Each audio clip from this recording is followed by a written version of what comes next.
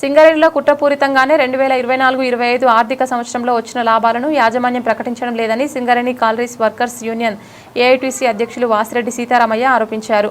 మంగళవారం సింగరేణి ఆర్జీ1 ఏరియాలోని జీడీకే 11వ ఇంక్లైన్లో జరిగిన గేట్ మీటింగ్లో ఆయన పాల్గొని మాట్లాడుతూ సింగరేణి యాజమాన్యం ఆగస్టు 24న బోర్డు సమావేశం జరిపిందని, అందులో జరిగిన విషయాన్ని సెప్టెంబర్ 12న హైదరాబాద్లోని సింగరేణి భవన్లో జరిగిన స్ట్రక్చర్ సమావేశంలో కంపెనీకి వచ్చిన లాభాలను ప్రకటించాలని, 35% వాటా త్వరగా చెల్లించాలని, అదేవిధంగా గత సమావేశాల్లో అంగీకరించిన డిమాండ్లపై అమలు కోసం సర్క్యులర్లు జారీ చేయాలని అడిగితే యాజమాన్యంపై సరైన సమాధానం చెప్పకుండా దాటవేసిందని, అందుకే అట్టి స్ట్రక్చర్ సమావేశాన్ని బహిష్కరించడం జరిగిందని ఆయన పేర్కొన్నారు.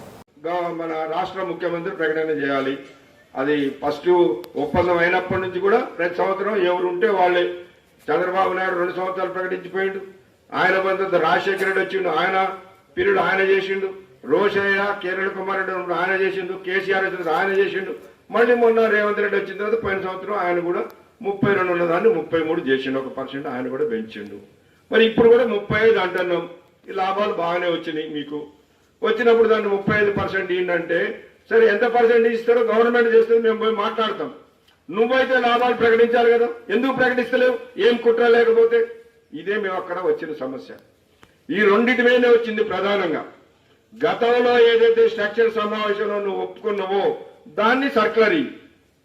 నువ్వు ఒప్పుకొని మేము అడుగుతలేము, ఒప్పుకున్నదే ఈ సర్క్యులర్. అట్లనే ఈ లాభాలు ప్రకటించి స్ట్రక్చర్ మీటింగ్ లో కూర్చుంటాం అన్నాం. ఆయన దానికి ఇచ్చేయలేదు, మేము దాన్ని బాయ్కాట్ చేసి వచ్చినాం. ఇది వాస్తవం జరిగింది. అట్లనే ఇవాళ సర్క్యులర్ రావాల్సిన ఇంకా కొన్ని ఉన్నాయి. ఇప్పుడు మైనింగ్ స్టాఫ్ ఉన్నది, ట్రేడ్స్మెన్స్ ఉన్నది. మేము చెప్పిన కదా ఎలక్షన్స్ అప్పుడు, అయ్యా మీకు మేము 2009లో నరసింహరావు ఉన్నప్పుడు సిఎన్ఎంలో ఉన్న 100 మందికి ఇలా పని చేయించే సూపర్వైజరు రేపు చెంబాస పట్టుకొని రావడం న్యాయం అయితే చెప్పండి. దాన్ని కూడా ఆలోచన చేస్తా ఉన్నారు. డి గ్రేడ్, సి గ్రేడ్ దాని మీద వేకెన్సీస్ సంబంధం ఇవ్వలేదు కదా, ఇంత సర్క్యులర్ ఇవ్వలేదు.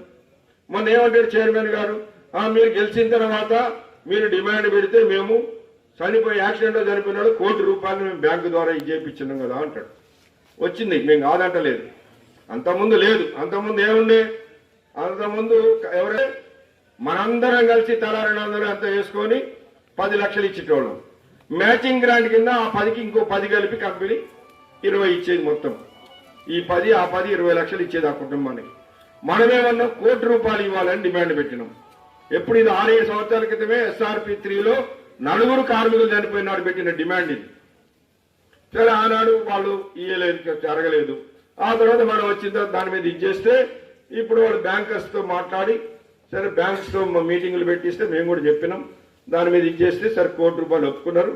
ఇప్పుడు అన్ని బ్యాంకులు కూడా ₹1,00,00,000 ఎవరు యాక్సిడెంట్ లో మైన్లో కానీ బయట కానీ దురదృష్టం వల్ల యాక్సిడెంట్ అయి చనిపోతే ఆ కుటుంబానికి ₹1,00,00,000 ఇస్తున్నాం.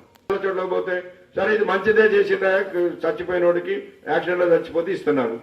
కానీ అనారోగ్యం వాళ్ళు చచ్చిపోతే ఏం వస్తలేదు కదా, రూపాయి వస్తలేదు కదా. దీనికి కూడా ఏదైనా చేయాలి. కావాలంటే మేము 100-200 ఇస్తాం, మేము అందరం ఇవ్వాలి అని అంటే